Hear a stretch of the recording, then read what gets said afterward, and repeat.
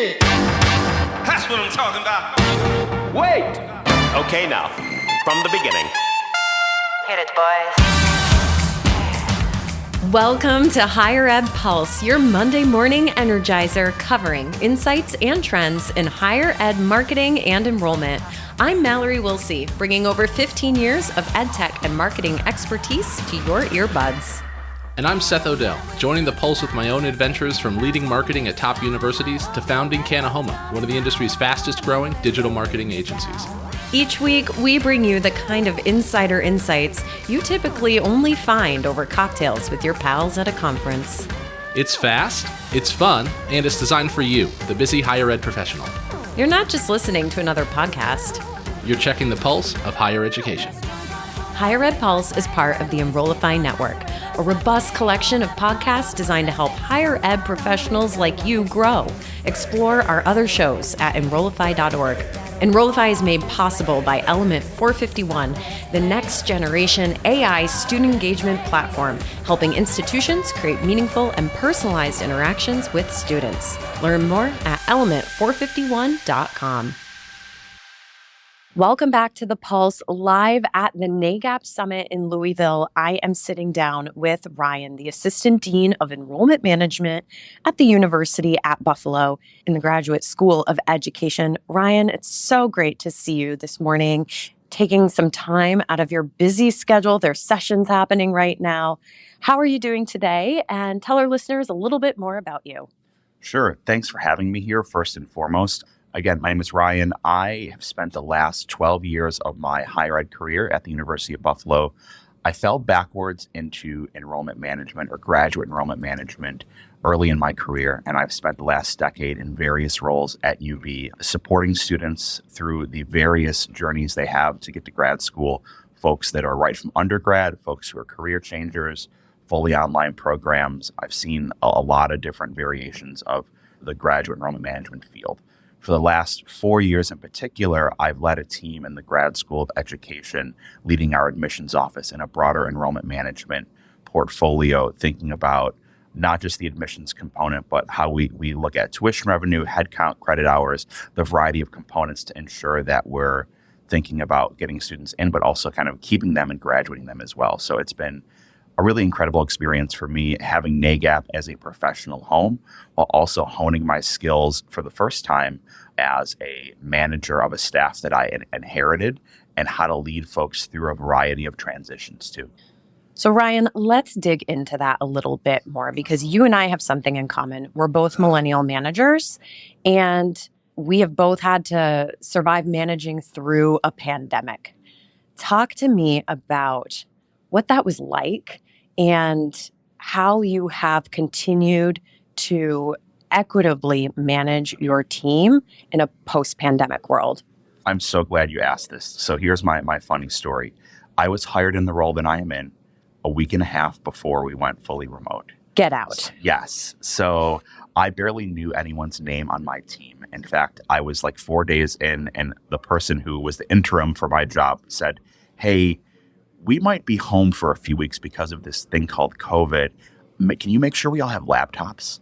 And I'm like, I don't even know where the laptops are. So I was thrown into the fire pretty quickly of learning about people while also learning about my new role and doing so in an environment I was in no way prepared to work through. So for me, it has been so important to think about people over processes in terms of managing. I have a staff of 6 now. It started as a staff of 3 when I was hired originally, and thinking through the unique needs of each person, how I can support them both in the day-to-day work of their job, but also thinking about their next job or the one after that, making sure they have the right professional development opportunities, and just taking a very servant leadership, kind of leading with care approach so that they feel empowered in their work, while also, for myself, taking the things that I've realized as a professional are important about work-life balance, managing burnout, a lot of these kind of tangible pieces that maybe we aren't trained as managers in academia at all to be prepared to do,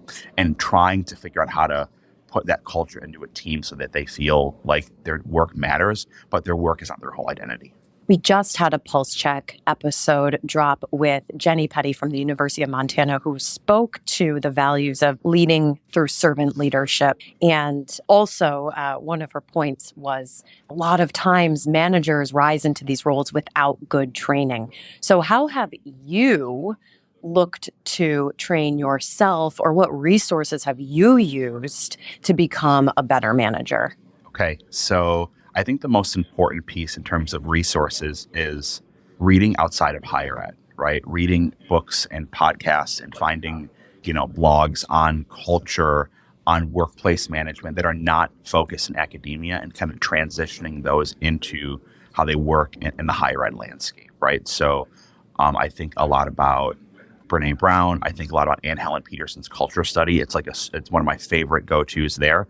I think the other piece on a more intangible component is thinking about the previous supervisors I've had and kind of picking and choosing the spots where I felt empowered. I felt nervous before. I felt, not supported, right? And taking those experiences to set my team up for success. And I think another one that I'm really lucky to have done is just taking life experiences and knowing what I connect with folks empathetically and on a personal level, so that they understand that, when they ask for a day off, right, they don't need to give me a whole paragraph of why. It is their time. They get to use it, and that's important to them without feeling like it's a burden on the team, right?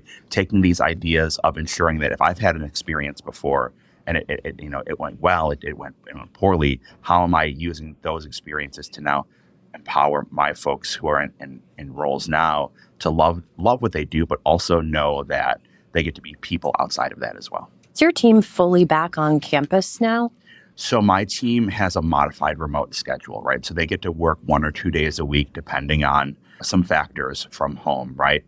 But I've tried to set it up with them where at least 1 day a week, we are all in the office together as a connection point. We hold staff meetings at that point in time. But and with that, though, my biggest piece is that when folks are working from home, I don't want them to feel micromanaged, right? It is not required to check in with me at X time to, confirm you're online, right? We have meetings. You are adults. You are great at what you do. I am here to support you, but I am not here to follow every single step of what you do, right? If you need me, I am available, right? But I want to make sure that, there's a good balance of not just having a work from home day as you happen to not be in the office. You truly can use that time to the best of your skill set while you're there.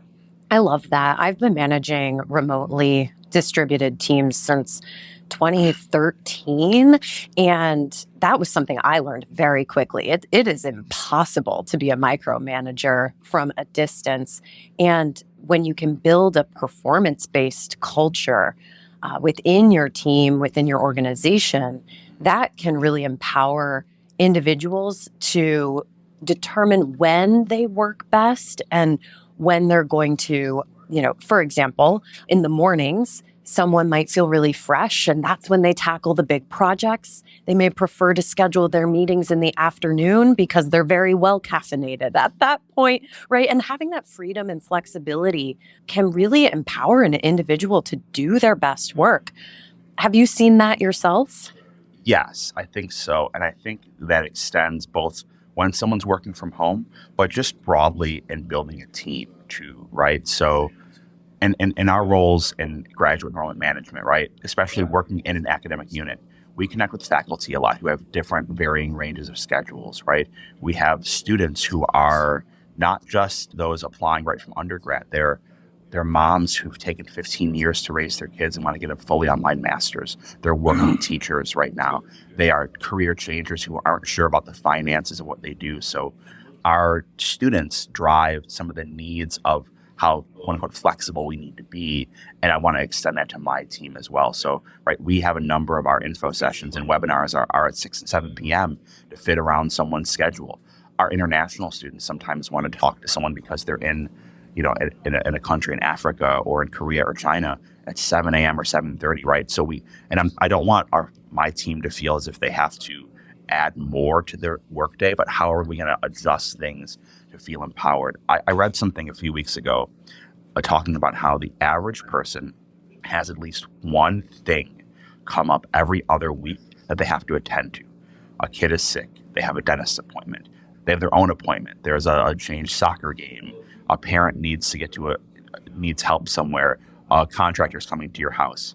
If we can't realize that folks have that kind of stuff all the time and they have to shift and adjust and let folks feel like that's okay that it happens, when that stuff in that part of the house feels like a good foundation, the work part feels like I can jump and do what needs to be done because all the other pieces are going okay. Thinking back to that conversation I mentioned with Jenny Petty, one of the points she made around this topic was that she herself really tries to model those behaviors to help her team really understand that it's not just lip service when she's saying the things like you just said, but that she truly believes it and implements it in her own life. And she has found that that has given permission to her team to do the same. Yeah, so my team rarely gets emails from me outside of work hours, like 8:30 to 4:30. I leave early from work every Wednesday to run my daughter's scout troop, right? I'm a dance dad. I have 2 kids in dance. That changes my schedule. And I'm usually the one, if there's a kid sick because my wife is a teacher, like it's a much easier for me in an office setting to go and jump in and just kind of manage some of that, the parental labor and do that. So I let my team know when those things are happening. And so again, so they feel like, oh, if something comes up, it's not going to be an issue to go handle what needs to be handled. So we've identified you yourself as a millennial manager, right? But of course, you're not just managing millennials. I'm sure you've got many different generations on your team. So tell me a little bit more about that and the experiences you have managing people at all different points in their career and in different generations. Yeah, so I'm lucky that I've got folks on my team who are 10, 15, 20 years older than me. I've got fellow millennials, and I've got individuals who are brand new to higher ed, maybe 1, 2, or 3 years into their career. So a range of experiences. But I think a really important point in that is I've seen anecdotally that more academic units, especially at larger institutions, even some smaller ones too, are hiring full-time grad enrollment staff within those academic units or programs. And I think that's a shift from what we've seen as institutions, continue to use online programs and master's programs to drive tuition and make strategic decisions. And so these individuals, maybe they had experience as undergrad admissions counselors, maybe they worked in comms or PR or marketing, and they are now in these kind of wide-ranging staff graduate admissions counselor roles. And I think we see more and more first-timers here at NAGAP every single year, and that seems to reflect some broader changes in grad enrollment management as a field and these jobs coming up more and more. And in my perspective, I think anyone who's maybe a new student affairs practitioner and isn't sure about some kind of non-typical student affairs jobs, grad enrollment management gives you this incredible opportunity to work with students still, see the academic side of the house, work with faculty. You get such a wide range of experience that you can use across higher ed from these kind of newly created or recently created jobs that cover a variety of bases within units. I have to imagine that NAGAP is doing a lot to provide support and professional development resources for these new entry-level folks. And I've noticed, too, just how many people are walking around at this event with that first-timer badge underneath their name tag. What are some of the NAGAP-driven resources that you found most helpful? Sure. So NAGAP offers a GEM certificate during the conference to hit on what the education committee feels are the key functional areas that a GEM professional needs. So admissions operations, recruitment, professional development, marketing. So you get the cafeteria approach to pick sessions that best fit what you need if this is a crash course in grad enrollment management. Every summer, they offer a professional development institute for new and advanced professionals. So if someone's new to the field, you can get a 2-day conference that empowers and supports you through some of the kind of, again, foundational components of grad enrollment management. I think also the setup of chapters and NAGAP communities helps you find a smaller home based on where your institution is or some interests you have as well. If you're someone who needs to connect and build relationships in a kind of more smaller component. Having over 1,000 folks here at the GEM Summit sounds amazing. It could be really overwhelming for someone in their first time. I think the other piece too is the virtual resources that are available when you're a NAGAP member throughout the calendar year, right? The exchange being this open message board for conversation and questions and connection, and the benchmarking research that's done when NAGAP partners with a variety of folks across the higher ed industry. Because oftentimes when you're given a project, especially as a new professional, there's not as much baseline data as it is for undergrad admissions as there is for grad. So where do you go? And the place you can often do that is here with NAGAP. That's incredible. Well, we are at the GEM Summit and you have a busy schedule and sessions to get to. So Ryan, I won't hold you up anymore, but if our listeners are looking to connect with you after listening to this conversation, where's the best place to find you? I'm on X at Ryan Taughrin. I'm on LinkedIn pretty frequently, or you can shoot me an email. So RyanTaug, Ryan Taug at buffalo.edu. Love to talk about these topics and so many more. Terrific. Well, thank you so much. Again, listeners, we'll see you next time.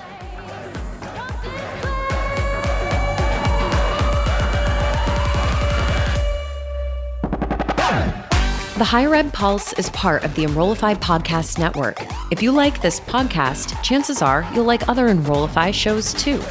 Our podcast network is growing by the month, and we've got a plethora of marketing, enrollment, and higher ed technology shows that are jam-packed with stories, ideas, and frameworks, all designed to empower you to be a better higher ed professional. Our show helps higher ed marketers and admission pros find their next big idea and features a selection of the industry's best as your hosts.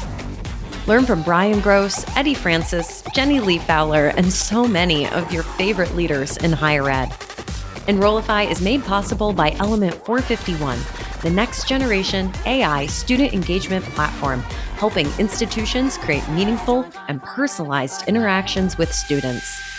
Learn more at element451.com.